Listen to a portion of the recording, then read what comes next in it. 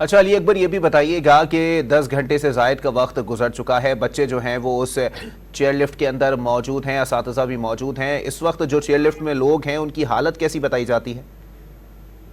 جی، انتہائی کم عمر بچے ہیں، ان کی عمر جو ہے وہ 12-13 سال کی ہے، تو گھبرائے ہوئے ہیں۔ اور اس میں جو ہے ایک بچہ جو کہ دل کا مریض ہے، تو وہ بے ہوشی کی خبریں آ رہی تھی۔ ان میں سے ڈولی میں موجود جو کہ ان کے ٹیچر تھے، ان سے بات ہوئی تھی، تو ان کا یہ کہنا تھا کہ ان کی حالت تھوڑی سی خراب ہے۔ باقی بچے انتہائی سہمے ہوئے ہیں، ڈرے ہوئے ہیں، اور وہاں سے جو ہے ڈولی سے بچوں کی چیخنے کی آوازیں بھی آ رہی ہے۔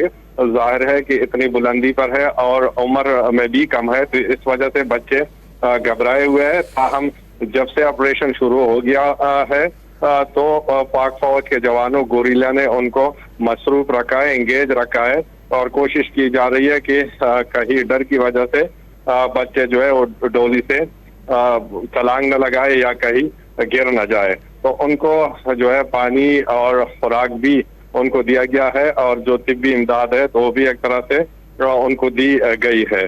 تو پاک آرمی کے جو جوان ہیں انہوں نے ہوا میں بھی ان کو انگیج رکھا ہوا ہے، اور ابھی بس ان کو جو ہے وہاں سے بحفاظت نکالنے کا مرحلہ رہ گیا ہے۔ اور سیکیورٹی اداروں نے یہ کہا ہے کہ یہ آپریشن کا وہ حصہ ہے جو کہ انتہائی تیزی سے اس وقت جاری ہے، کیونکہ رات ہونے سے پہلے جو ہے ان بچوں کو وہاں سے نکالنا جو ہے وہ انتہائی اہم ہے۔